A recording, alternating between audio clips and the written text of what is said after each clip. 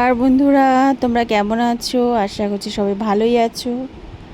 তো আজ ছিল বৃহস্পতিবার। তো সকাল সকাল ব্লগটা শুরু করে দিলাম। তো সকাল সকাল ঠাকুরকে স্নান করিয়ে ঠাকুর পুজো দিয়ে রান্নাঘরে চলে এসেছি। তো প্রথমে আমি রান্না করে নেব পনিরটা করে নিচ্ছি। প্রথমে দেখো মশলাটা ফ্রাই করে পনিরগুলো ভেজে দুদিনের মধ্যে রেখেছিলাম, তো পনিরটা দিয়ে দিলাম। এরপর খেয়ে নেবো চা, লাল চা খেয়ে নেবো। আর দেখি আমার শাশুড়ি মা এখানে আর কি রান্না করছে। তো শাশুড়ি মা এখানে করে নিচ্ছে বেগুন ভাজা আর আলু পটলের কষা কষা সবজি। আর নিয়ে এসেছিলো এই পাতাগুলো তোমরা চেনো? এইগুলোকে থানকুনি পাতা না কি বলে সেটা আমি জানি না। তো এই পাতা আর বাটা খেতে খুব দারুণ লাগে। তো পাতাগুলো বাটা করব। তো বাটা করার জন্য প্রথমে রসুন আর লঙ্কা ফ্রাই করে নিচ্ছি তেলের মধ্যে।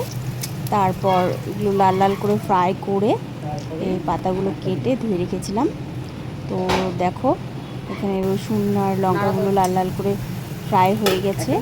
এখন এখানে ছেড়ে দেবো থানকুনি পাতাগুলো ছেড়ে তারপরে এখানে দিয়ে দিব স্বাদ মতন লবণ আর কাঁচা লঙ্কা দিয়ে নাড়াচাড়া করে ভালো করে ঢেকে দিতে হবে। তো দেখো ঢেকে দিয়েছি।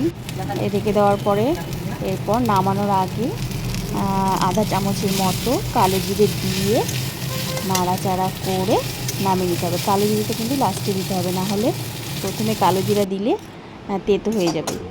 দেখো হয়ে গেছে, এখন পাটাতে বেটে নিলেই হয়ে যাবে। তো দেখো আমার শাশুড়ি মা পাটাতে বেটে নিচ্ছে। বেটে এখন দেখো বাটা হয়ে গেছে। এখন এখানে দিয়ে দিব কাঁচা সর্ষের তেল। বাস হয়ে গেল বাটা। এবার গরম গরম ভাতে এই বাটা দিয়ে মেখে খাও, দারুণ লাগবে খেতে। সত্যি বলছি, তোমরা যারা যারা খেয়েছো তারা তো জানোই। দেখো কি সুন্দর হয়েছে।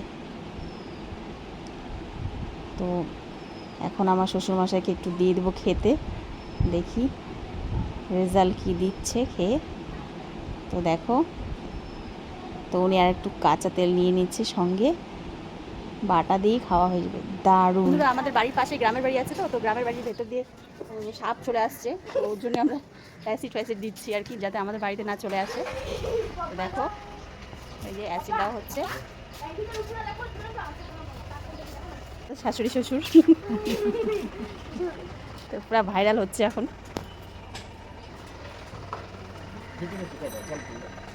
না না, ওখানে দিলে হবে, ওদের গন্ধ ওটাই পায়।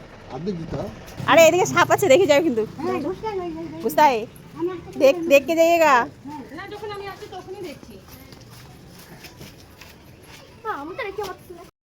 তো এরপর আমরা বিকেলে ঘুরতে চলে গিয়েছিলাম। তো দেখো ঘুরতে গিয়ে একটু মোমো খেলাম অনেক দিন পর। তো দেখো আমার ছেলের মোমো খাওয়া শেষ, আর মোমোটা দারুণ ছিল খেতে। দেখো গরম গরম মোমো এখন মুখের মধ্যে ঠুসে নেব। বাহ কি দারুণ খেতে রে, অনেক দিন পরে খাচ্ছি।